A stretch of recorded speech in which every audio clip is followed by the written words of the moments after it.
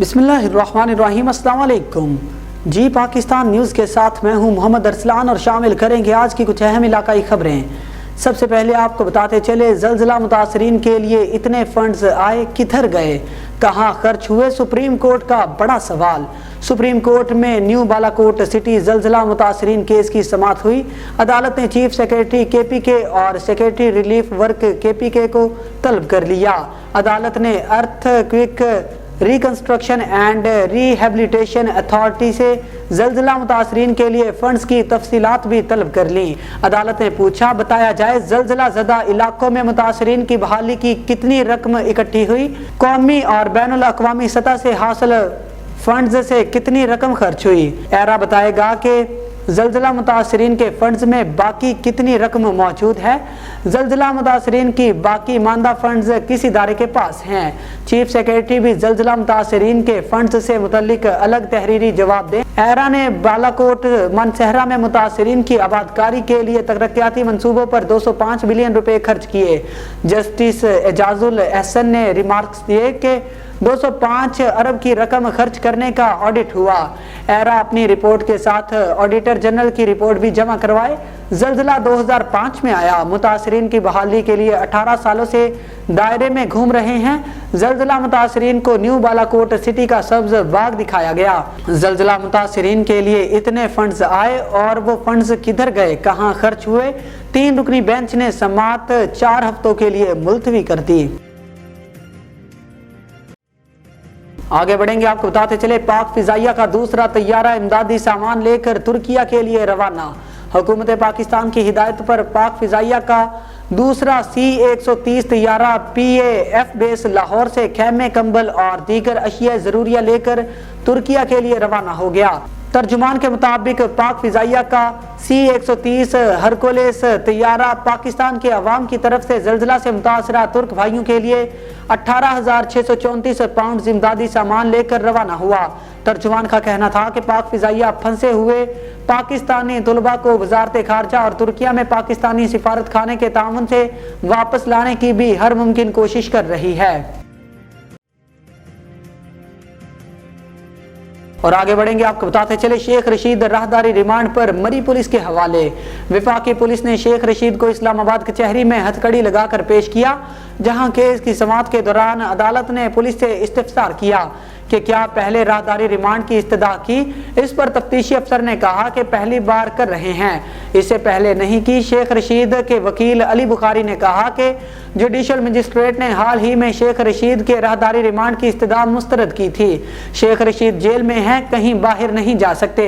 वकील अली बुखारी ने शेख रशीद की राहदारी रिमांड की दरख्वास्त की मुखालफत की, जिसके बाद प्रोसिक्यूटर ने राहदारी रिमांड से मुतल्लिक दलाइल दिए। प्रोसिक्यूटर ने कहा कि शेख रशीद जुडिशल रिमांड पर हैं, इनको मरी की अदालत में पेश करना है। अदालत ने फ्रीकैन के दलाइल सुनने के बाद पुलिस की दरख्वास्त मंजूर करते हुए शेख रशीद को 1 दिन के राहदारी रिमांड पर मरी पुलिस के हवाले कर दिया। अदालत ने शेख रशीद को कल 2 बजे मुतल्लिका अदालत में पेश करने का हुक्म दे दिया। और आगे बढ़ेंगे, आपको बताते चले, PTI के MNAs को डीनोटिफाई करने का हुक्म मुअत्तल।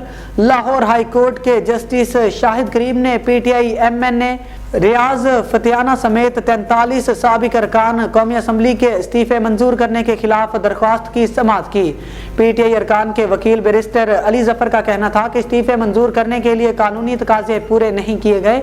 जस्टिस शाहिद करीम ने इस्तिफसार किया कि बताए किन कानूनी तकाजों को पूरा नहीं किया गया। बैरिस्टर अली जफर ने कहा कि स्पीकर ने इस्तीफे मंजूर करने से कबल आइन के तहत इंक्वायरी नहीं की। अरकान असम्बली इस्तीफे मंजूर करवाने के लिए स्पीकर के पास पेश नहीं हुए। अरकान को सुने बगैर स्पीकर इस्तीफे मंजूर नहीं कर सकता। अदालत ने 43 अरकान असम्बली को डीनोटिफाई करने का इलेक्शन कमीशन का हुक्म मुअत्तल कर दिया और 43 हलकों में ज़िमनी इलेक्शन भी ताहुक्म सानी रोक दिया गया। अदालत ने इलेक्शन कमीशन समेत दीगर फ्रीकैन को नोटिस जारी करते हुए जवाब तलब कर लिया। स्पीकर कौमी असम्बली ने 20 जनवरी को PTI के मजीद 35 अरकान के इस्तीफे मंजूर किए थे। अब मजीद 43 इस्तीफों की मंजूरी के बाद मजमूई तौर पर पाकिस्तान तहरीक इंसाफ के 122 और शेख रशीद का 1 इस्तीफा मिलाकर 123 अरकान के इस्तीफे मंजूर हो चुके हैं। पंजाब में आम इंतखाबात की दरख्वास्त, इलेक्शन कमीशन, गवर्नर पंजाब को नोटिस जारी। लाहौर हाई कोर्ट में पंजाब में आम इंतखाबात की तारीख का ऐलान करने के हवाले से दायर मुतफर्रिक दरख्वास्त पर समाअत हुई। अदालत ने इलेक्शन कमीशन और गवर्नर पंजाब को नोटिस जारी करते हुए 9 फरवरी को जवाब तलब कर लिया। दरख्वास्त में मौक़िफ़ इख्तियार किया गया कि इलेक्शन कमीशन ने बदनीयती का मुजाहरा करते हुए कौमी असम्बली के हलकों का ज़िमनी शेड्यूल जारी कर दिया। आम इंतखाबात का शेड्यूल जारी न होने से हलके के वोटर्स का इस्तेहकाक मजरूह हो रहा है। असम्बलियों की तहलील के 90 दिन में इंतखाबात करवाना आईनी तकाजा है। दरख्वास्त में मजीद कहा गया कि इलेक्शन कमीशन पंजाब असम्बली की तहलील के बावजूद इंतखाबी शेड्यूल जारी न करके आइन से इनहिराफ कर रहा है। साफ व शफाफ इंतखाबात के लिए इंतखाबी शेड्यूल का इजरा जमहूरी असास है। आइन के 105 आर्टिकल के बरक्स गवर्नर बदनीति की बिना पर इंतखाबी शेड्यूल जारी नहीं कर रहा। अदालत इलेक्शन कमीशन को पंजाब के लिए इंतखाबी शेड्यूल जारी करने का हुक्म दे। आगे बढ़ेंगे, अहम खबर है मुल्तान से। मुल्तान में हमारे नुमाइंदे मोहम्मद वसीम की रिपोर्ट के मुताबिक मुल्तान में मुस्लिम लीग नून के तारक रशीद और पाकिस्तान तहरीक इंसाफ के मलिक आमर डोगर इलेक्शन कमीशन मुल्तान के दफ्तर कागजात नामजदगी जमा करवाने गए तो मुस्लिम लीग नून और तहरीक इंसाफ के वर्कर्स आपस में लड़ पड़े। लड़ाई के दौरान इलेक्शन कमीशन का दफ्तर मैदान जंग बन गया।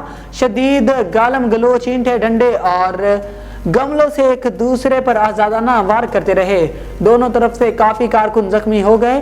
पुलिस ने दोनों पार्टियों के कारकुनों को बहुत मुश्किल से बचाया। इस दौरान तहरीक इंसाफ के आमिर डोगर ने प्रेस कॉन्फ्रेंस करने की कोशिश की, लेकिन दोनों पार्टियों के शोर और नारेबाजी की वजह से आमिर डोगर प्रेस कॉन्फ्रेंस न कर सके। न्यूज स्टूडियो से फिल वक्त इतना ही। मजीद न्यूज और अपडेट्स के लिए देखते रहिए जी पाकिस्तान न्यूज।